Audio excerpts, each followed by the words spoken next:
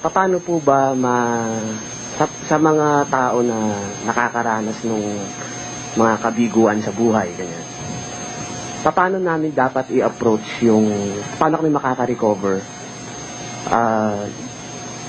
by using the Word of God?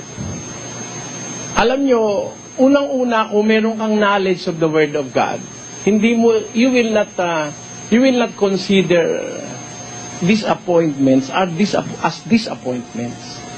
Pag meron ka na agad na knowledge sa Word of God, you are prepared to accept the consequences of living.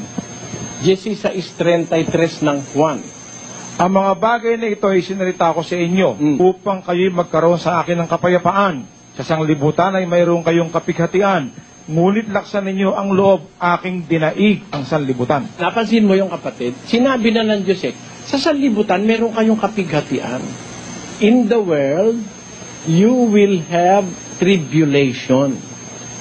O pag meron ka ng foreknowledge na sa buhay pala hindi puro tawa, sa buhay pala hindi puro lukso, sa buhay pala hindi puro straight body, paminsan-minsan madudulas ka, hindi mo aariin yung pagdating no na para bang frustration o kabiguan.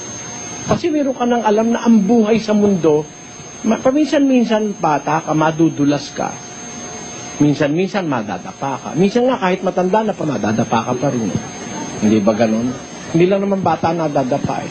Ang ibig ko po sabihin, kung meron na tayo agad foreknowledge ng salita ng Diyos, we will know how to analyze what is life on earth. Sa mundo, meron tayong tribulations. Huwag nating i-count yun na kabiguan kasi ang pagtingin ng Diyos pang mahaba ang pagtingin natin pang maiksi eh. Ang pagtingin kasi natin, halimbawa, kung naabalitaan nyo na yung kwento ni Lazaro, si Lazaro po, namatay na pulubi. Namumulot lang ng mumo dun sa nahuhulog dun sa mayaman pag kumakain.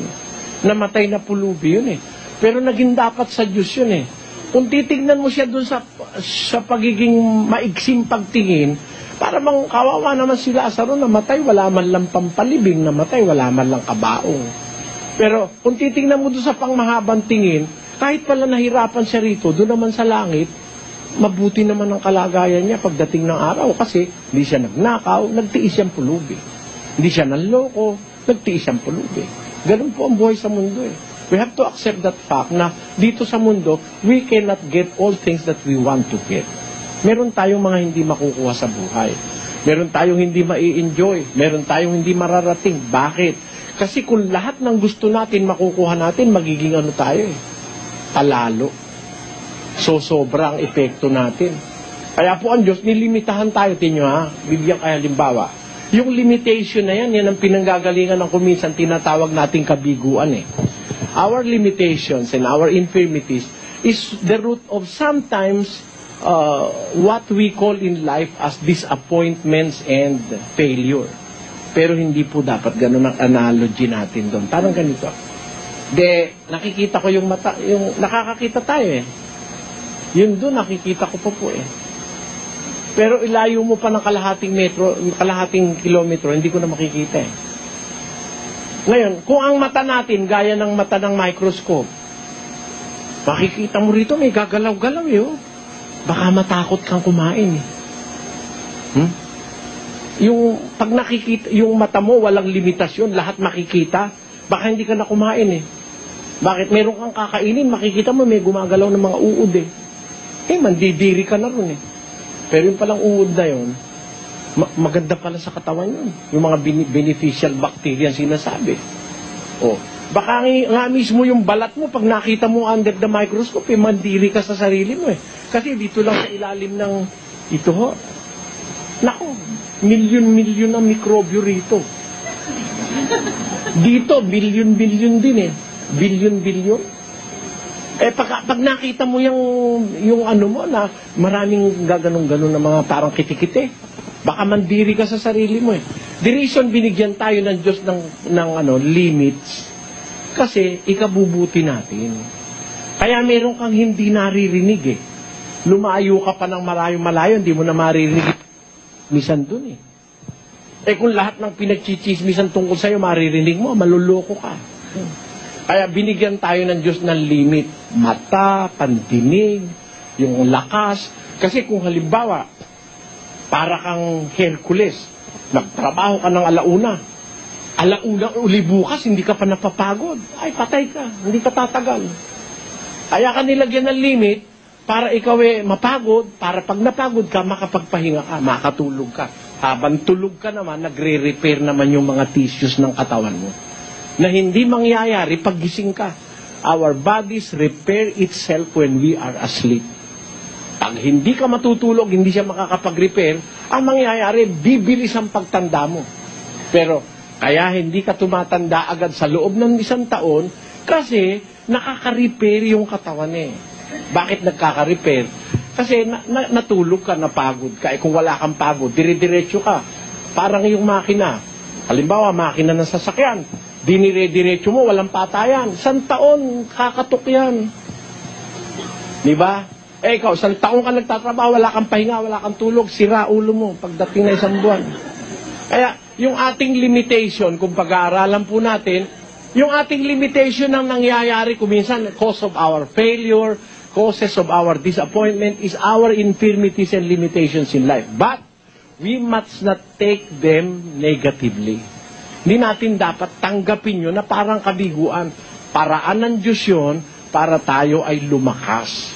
Para tayo matuto. Kaya paminsan-minsan nadadapa ka para malaman mo na sa susunod para wag ka nang madapa. Kaya minsan-minsan nauumpog ka, alam mo naman yung bahay mo, mababa lang, sa tuwing dadaan ka dun sa intruswelo, iyuko ka. Hindi pwedeng yung ititigas mo yung sarili. Hindi. Basag ang noo mo. Pero pagka, hindi ba gano'n, naintindihan niyo po ibig ko sabihin, bakit tayo nagtatae?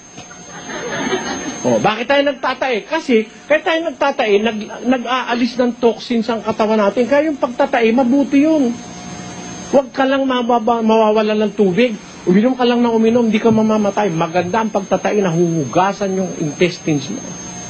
Yung pagkakasakit, kaya tayo nagkasakit. Bawa, yung anak mo, bata pa lang, nahawa na ng beke. Wala namang matandang binebeke, karamihan Bata ang binebeke. Bakit pumapayag ang Diyos, bata pa lang bikein na? Kasi pagka matanda kang bineke, maano ka. Lalo na kung lalaki ka, mababaog ka. Bata pa, bineki na. Pag nabeki ka na, yung katawan mo, nakapag-produce na ng antibodies. Para pag atake uli ng mikrobyo ng beke, hindi ka nabebikein. Tandaan niyo po, pag bineke ka, sabay, hindi na uulit yun hanggang mamatay ka.